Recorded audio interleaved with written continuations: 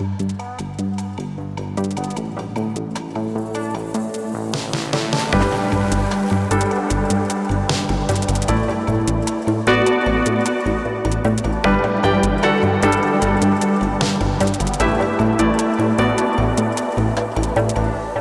you for having me. I'm super excited. People weren't joking when they said this was very bright, but actually works well because it's a bit intimidating. But yeah, let's go for it. Let's talk a little bit about JavaScript VMs and parsers and interpreters and compilers and all that fun stuff. But I figured, before we dive right into it, I would just give a little bit of a background about myself. So growing up, I was that classic, curious kid that's always asking like a million questions. How does everything work?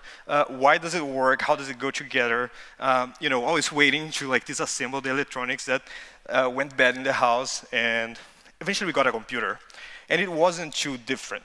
I was pretty soon like installing like all kinds of stuff on the computer, and I wanted to take it apart and learn how does it go back together, and learn how to format the computer, all that stuff. But somehow, like, even though I was very curious, I never really asked, like, what is software, right? Like, who builds these things? Like, what's in these CDs that I'm putting in my computer? And it was just too abstract for me. And then, many years later, I joined university for a couple of days, but it was enough that I discovered what programming was. And it really brought back that sort of like curious kid in me. And I was obsessed, right? I was coding all the time. I was super excited. I was, again, like asking a ton of questions. But similarly, I never really wondered, right? How does my programs execute? Like, how does this computer understand my code? It was, yet again, just too abstract.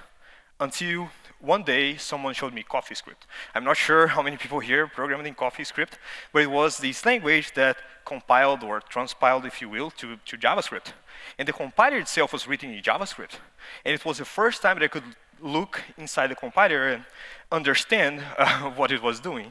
But I didn't really understand, and with that came a lot of questions. And from that day, I annoyed countless people with way too many questions about how the programming languages work. And it wasn't, for another 8 years or so that I was already programming, that eventually I had the opportunity to join the JavaScriptCore team, who builds the JavaScript VM that's part of WebKit, which is the browser engine that powers Safari and many other browsers. And there I've met, plenty of super smart people that were also very nice and willing to answer all my questions. And I figured, maybe there's other like curious people out there that are wondering like how does your program execute? And it might be interesting to come here and share what I learned from them. So the goal for today is to talk a little bit about how does parsing and interpreting works, and share how the VMs have progressed over time, and then what's hard about making JavaScript run fast. And then we'll see like some pre-O techniques that are still used today, as well as how, what's different about modern VMs.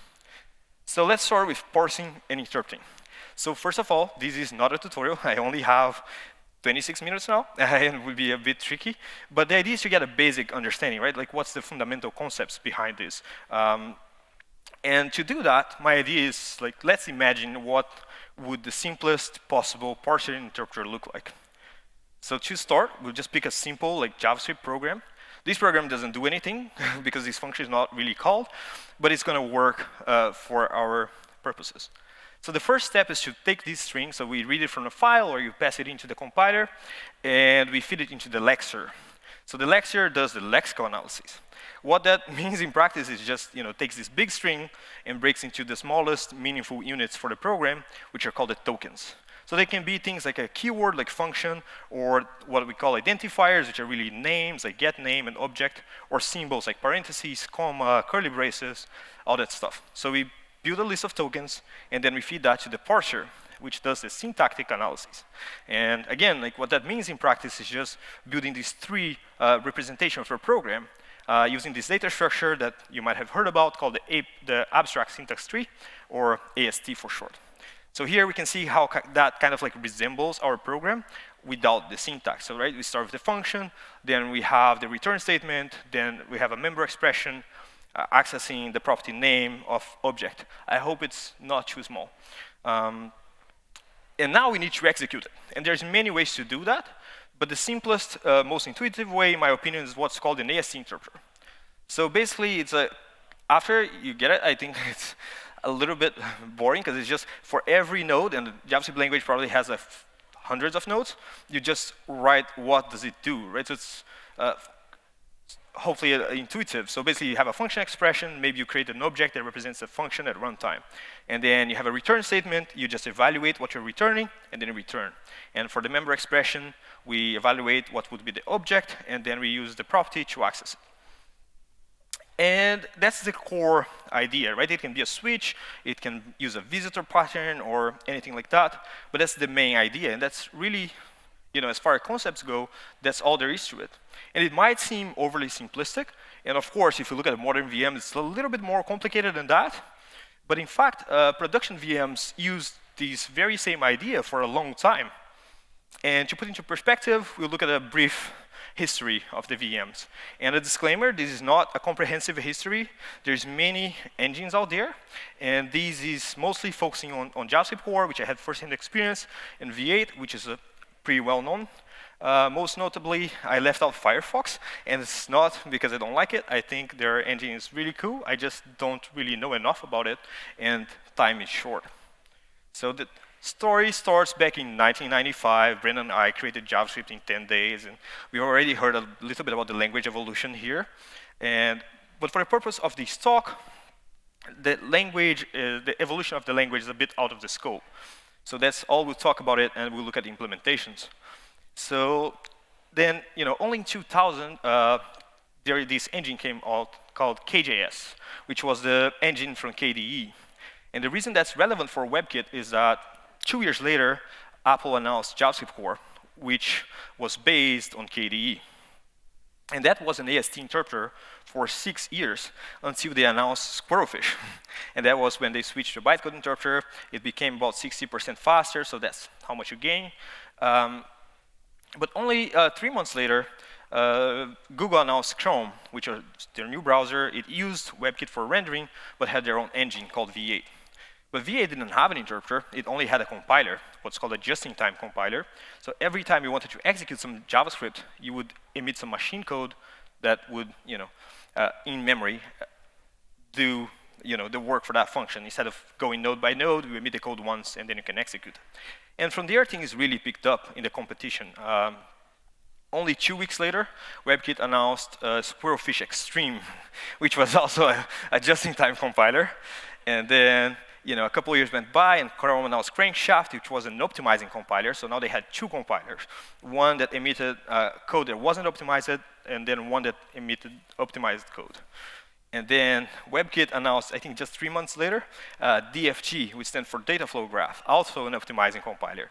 And then you can see the trend, right? Then WebKit announced FTL, Faster Than Light, which was yet another compiler built on top of LLVM. And then Chrome announced Turbofan. And then WebKit announced B3, which was replacing LLVM inside of the FTL. And Chrome announced Ignition, which was the first time they had an interpreter. And I think that's actually pretty interesting, because their stance was that they didn't need an interpreter, but things changed, right? It's not that they were wrong, or it's just things change over time. And for the first time after 9 years, they had an interpreter. And their pipeline became a little bit weird. So you go from an interpreter to one compiler, and they had many compilers, and it wasn't exactly a straight line until last year when they released Sparkplug. Very different naming strategies. I just realized that now, but it's also kind of funny. So, seeing all that, and that's just 2 engines, right? Like I said, there's a lot of other stuff that goes on that I couldn't cover. You might be wondering, why? Why is it so challenging to make these language run fast? And I think to illustrate, I like to look at a very simple program, which is our same program again, right? Just the function that just accesses a property. And as humans, that gives us some information. So you see the name of the function's getName. It takes a parameter called object, and then it's accessing the property name.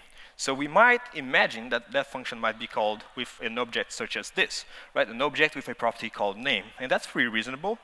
But JavaScript is a dynamic language, and that's not to say what's better, what's worse.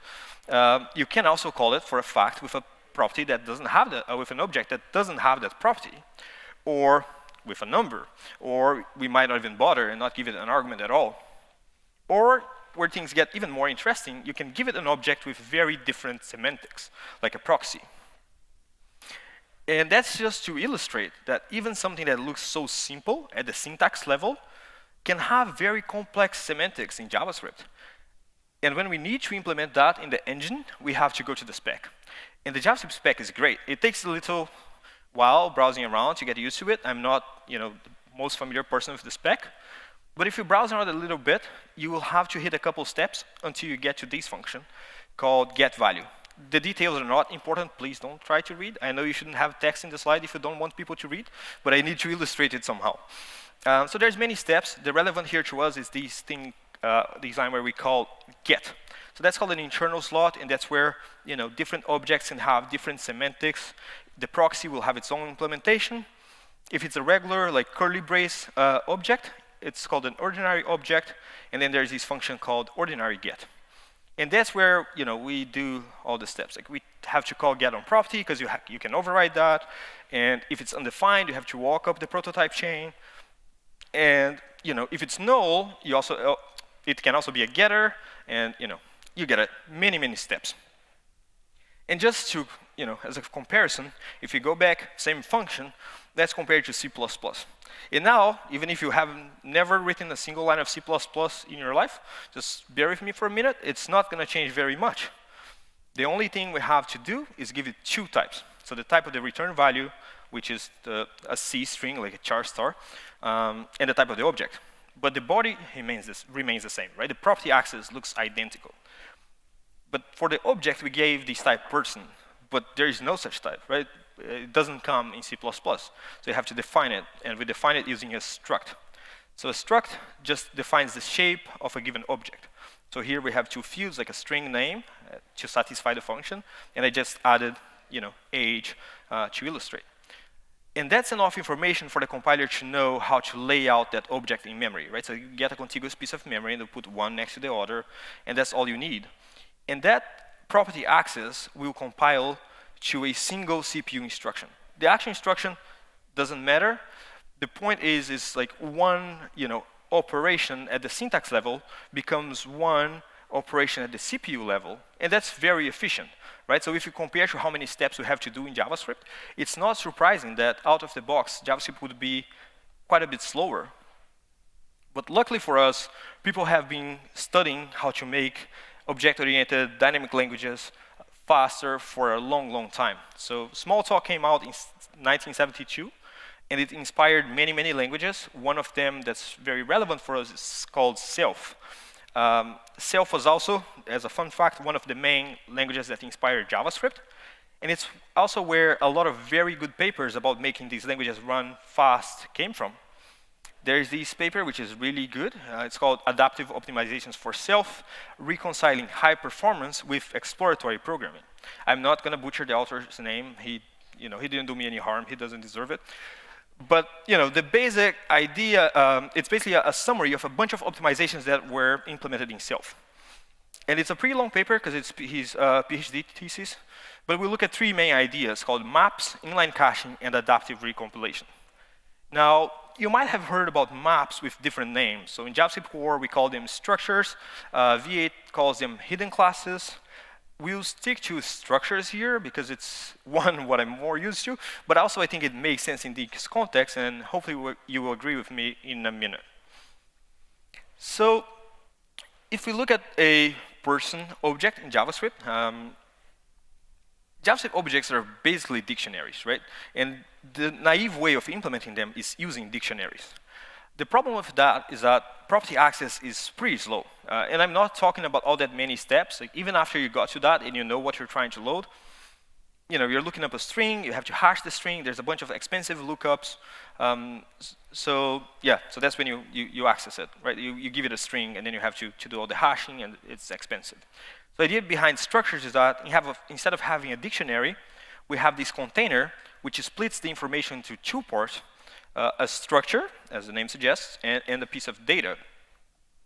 So the structure is basically a map, hence the other name, from the keys to the offsets. And the data is just a piece of contiguous memory similar to C++, where you have the right data at the right offset. So now, once we want to actually look up that property, we have to do it in 2 steps. First, we have to look up the offset in the structure, and that's slow again, right? Like we're looking up a string, takes a little while, but then we get this integer, which is an offset.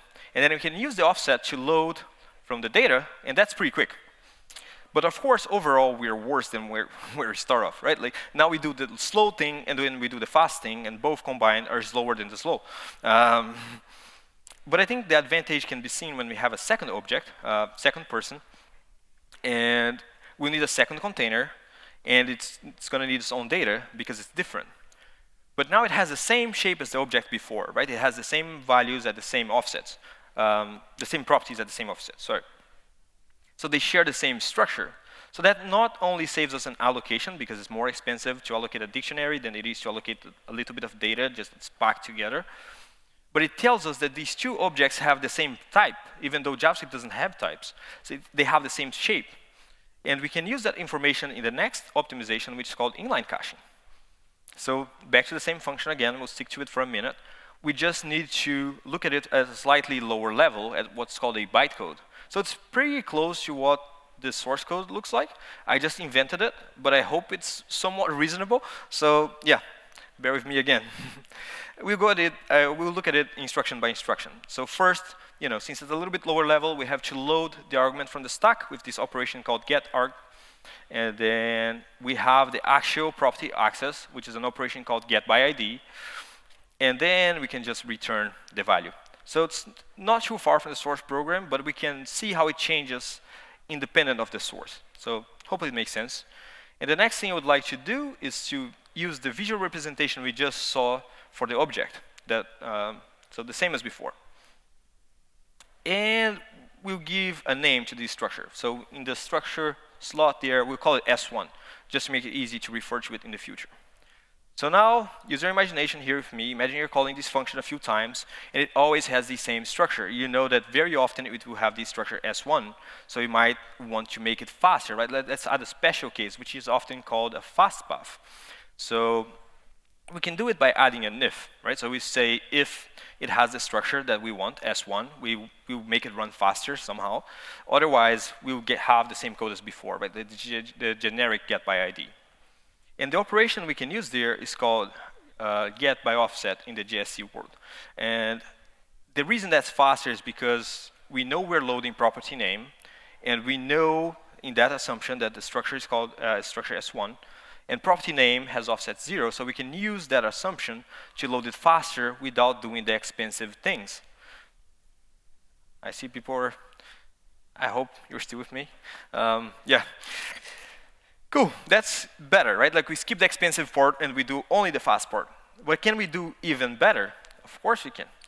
We can use adaptive recompilation. And again, back to the same example. And the reason I like to go back to the same example is that it's such a small piece of JavaScript, but I think it illustrates, how much effort it takes to just make it run as fast as you would expect. So this is the same bytecode as before, and then we'll have the same inline cache from before, right? We have the if, the special case for structure.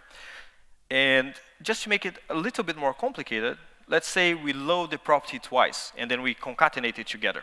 So we load name twice. So what do you think will happen to this bytecode?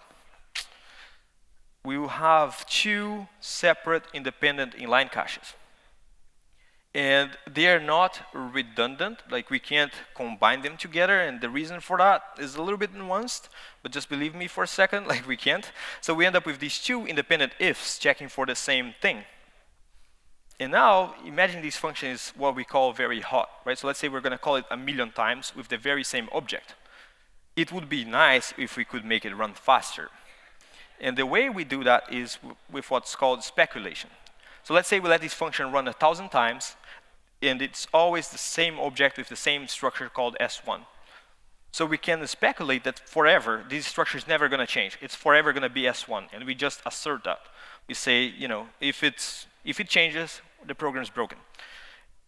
And now, From that point on, we know that the structure is S1. So all those ifs, all that complicated code becomes redundant. And we can get rid of all that and leave only the fast parts. So we simplify our program by a lot.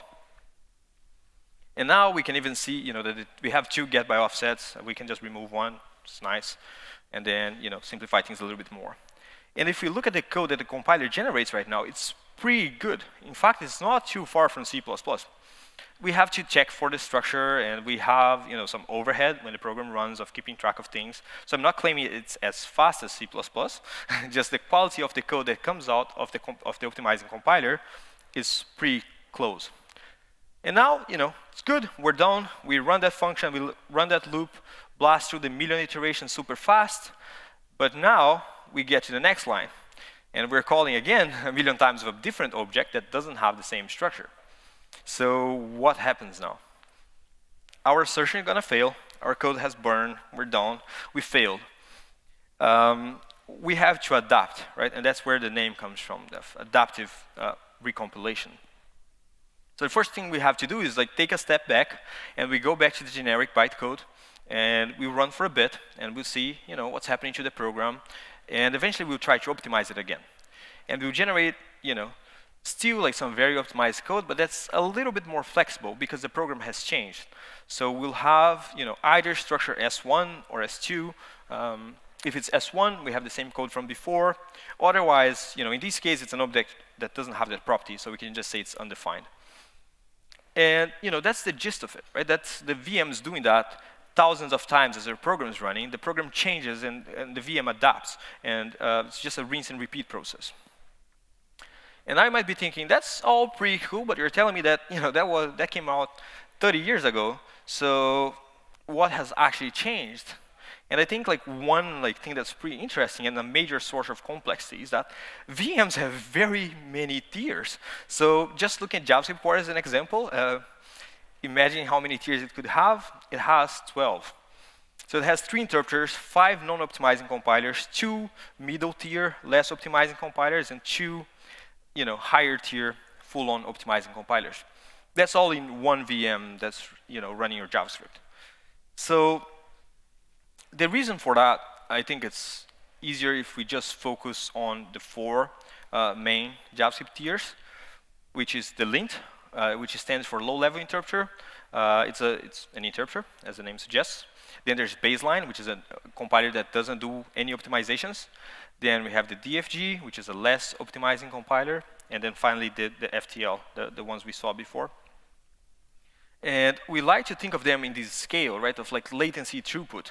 So we start in the interpreter, very low latency. Your code starts running pretty soon, great. But it's not very fast, so the throughput is not very good, which is not great. So as your code runs for a bit, it becomes hotter, as we talked about. Then we might want to invest some latency, right? Spend some time compiling it and get a code that runs a little bit faster. So we tier up, as we call it, to the next tier, to the baseline, and then we keep doing it. As long as your code is still running for too long, we might want to invest more time to compile it and get better code that runs faster. And the nice thing about it is it also goes in the other direction. So if you stop running that function, because this is per function, we can also downgrade it or tier down to a slower tier. Because sometimes it uses more memory in the higher tiers and things like that. So it lets us find the right spot to put each function. And how effective is it, right? You have 4 compilers. Is it worth it? So in case you didn't know, JavaScript VM implementers love benchmarks. There is a fairly heated competition on who is faster on which benchmark.